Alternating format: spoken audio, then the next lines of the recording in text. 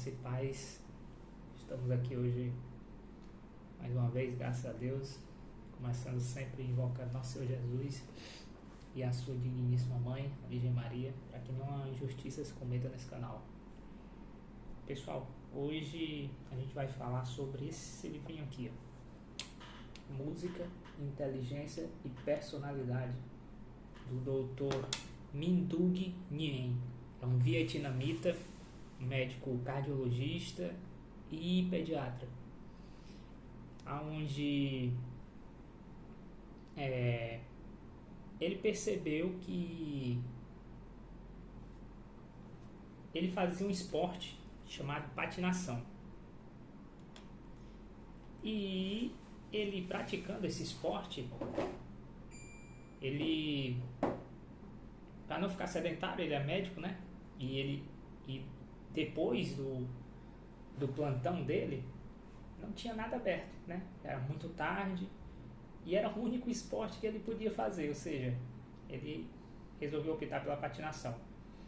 Então, logo quando ele foi para a patinação, ele se filiou a uma liga e começou a praticar.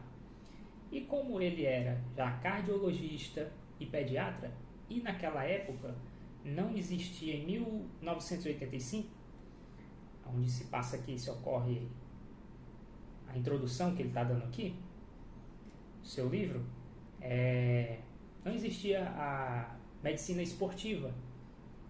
Então ele se propôs a acompanhar todos os participantes ali da liga dele, né, de graça, desde que eles se deslocassem até o seu consultório, para ele simplesmente acompanhar essas pessoas, né, essas crianças e adultos.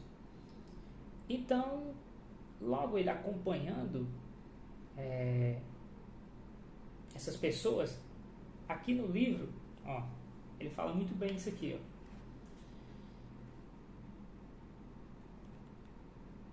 ó. Ao cabo de uma década, aqui na página 14, para quem tem um livro, terceiro parágrafo, a cabo de uma década, por volta de 1985, percebi que o desenvolvimento intelectual dos meus pacientes e colegas era catastrófico.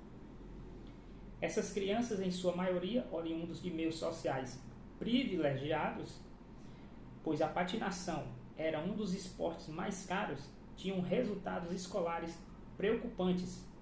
Além disso, apresentavam distúrbios de comportamento e de personalidade. E ele, percebendo isso daqui, começou a tenho que investigar isso aqui. Tenho que investigar isso aqui porque não é normal. Não é normal. Aí ele fala aqui no parágrafo 4, né? Aqui, eu decidi então investigar a questão por conta própria, desconfiando das causas óbvias. Aí mais pra frente a gente vai ver isso aqui. Aqui já na página. Pronto. E ele, no seu esporte, ó, ele fala aqui, né, na página 15, no primeiro parágrafo.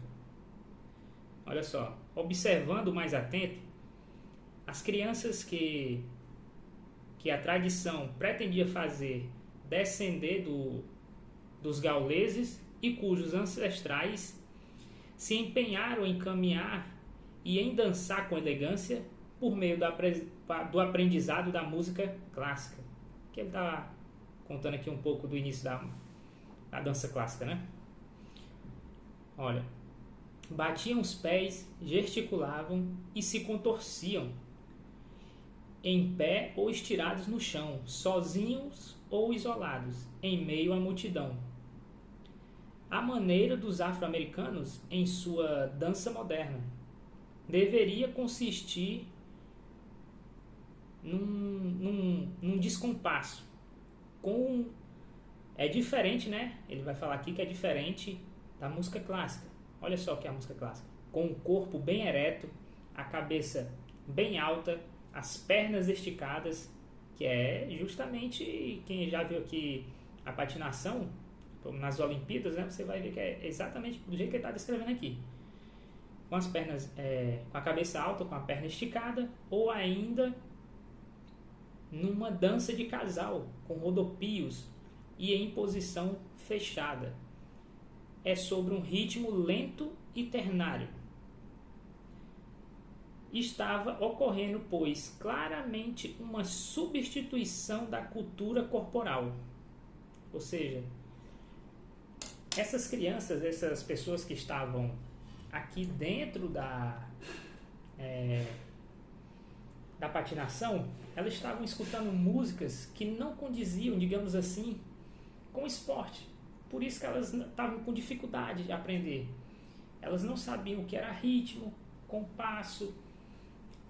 E aí ele vai falar aqui sobre isso. Que eles escutando a música errada para praticar esse esporte, digamos assim, eles tinham sérias dificuldades de aprender. Muita dificuldade. E algumas crianças já vinham demonstrando isso na vida intelectual, ou seja, com distúrbios de comportamento, de aprendizado no colégio, sério. Aí refletir também no esporte, né, querendo mudar aqui digamos assim, o jeito certo de aprender aqui a patinação. Ele vai falar disso aqui, só um minuto. Olha só o que ele fala aqui, num trechozinho aqui ainda na página 15, bem no finalzinho já. Esses patinadores que se excitam, que se dopam e se embriagam com rock e com as músicas afro-americanas, em geral, não tem nenhum senso de música e nem de patinação. Será que eles não percebem que a amplitude do movimento e o deslizar fluido que caracterizam a boa patinação não podem se harmonizar com o ritmo breve? Ou seja, aquelas batidas, né? Pam, pam, pam, pam, que geralmente tem o rock ou a música pop, né? É totalmente descondizente com a patinação, né? Que tem esses movimentos fluidos, alongados, né? Como vocês provavelmente já viram alguma vez na vida de vocês, na patinação. Que caracterizam uma boa patinação. Não pode harmonizar com ritmo breve, espasmódico e repetitivo. Vamos ver aqui o que ele fala, o que ele ainda fala aqui. Só um minuto. E é muito interessante porque ele foi convidado para ser como é que chama? Um avaliador numa competição de patinação. Porém, ele reconhece a sua ignorância, que ele, poxa, eu não tenho capacidade aqui de avaliar os patinadores, por exemplo, musicalmente. Porque você tem que, quando você é um jurado, digamos assim, você tem que saber da parte técnica ali, dos movimentos, de tudo, mas você também tem que saber da música. Que é da onde vai sair os passos, né? E ele não tinha. E já que ele não tinha, ele fala aqui que ele foi pesquisar sobre isso. E por incrível que pareça, ele não achou nada no mundo acadêmico sobre isso. Sobre os efeitos danosos da música nas crianças. Muito pelo contrário, só achou muitos artigos e livros sobre os efeitos benéficos, mas nunca dos maléficos. Interessante, né? E tá aqui, ele fala aqui na página 16, ó. Enfim, pude entender que só os médicos só haviam interesse pela ação benéfica, terapêutica de músicas sobre as crianças anormais, deficientes, débeis e autistas. Em conclusão, alguém me sugeriu, brincando, que eu mesmo deveria escrever algo sobre esse tema, que tanto me preocupavam. Interessante, né? Interessantíssimo. E foi justamente o que ele fez. Não encontrando, ele... se não tem ninguém, só eu estou percebendo isso, só eu estou vendo que tem um efeito catastrófico, né, da música moderna sobre as crianças e sobre as pessoas no geral. Então vamos investigar. E foi justamente o que ele fez.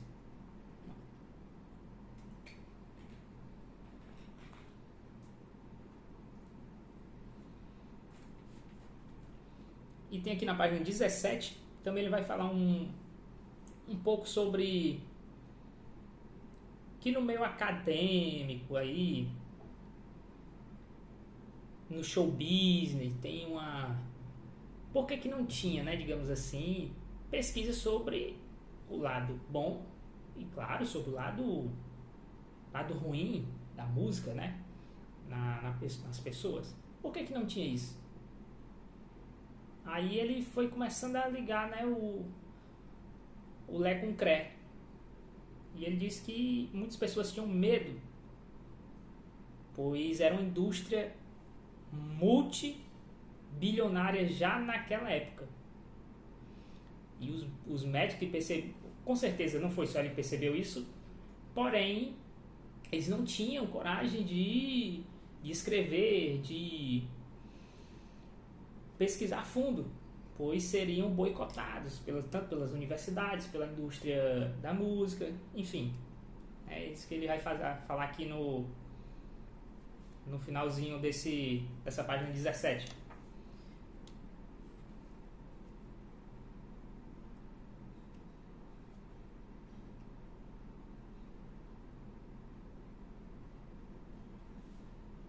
É exatamente isso.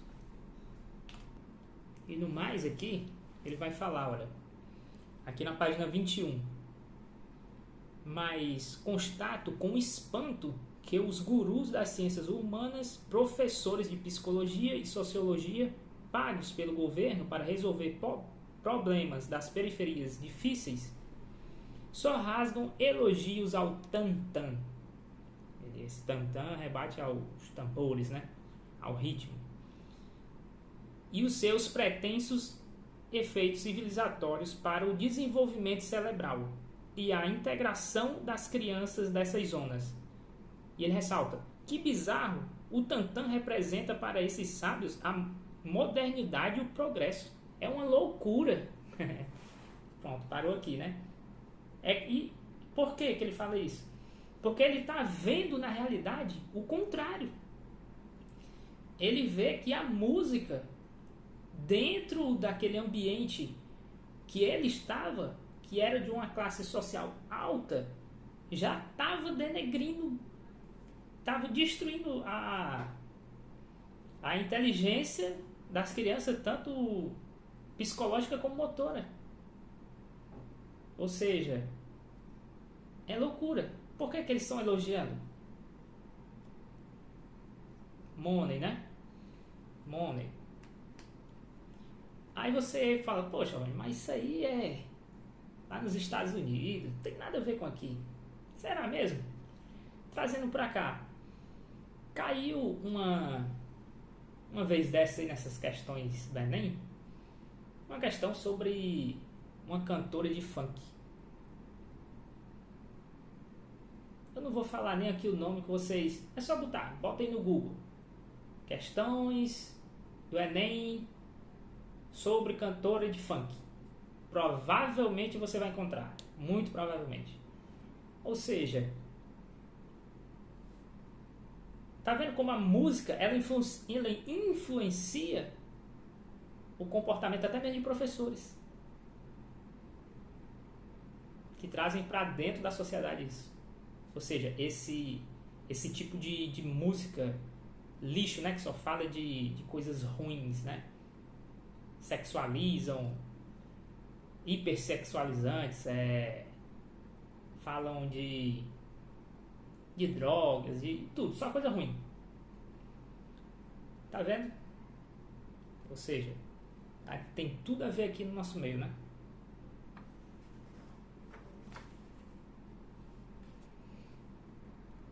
E é mais ou menos assim que acaba essa introdução, né? Que acaba na página 24, começa na página 1 e acaba na página 24. Então, acho que vai ficando por aqui, já está com 15 minutos. Deu para você ter gostinho desse livro, minha gente. Ele é maravilhoso. Eu vou falar mais vezes deles aqui, né?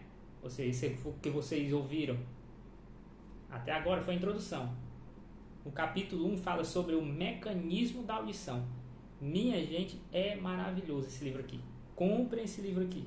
Deve custar por volta de uns R$40, mas é sensacional. Fiquem com Deus e até a próxima.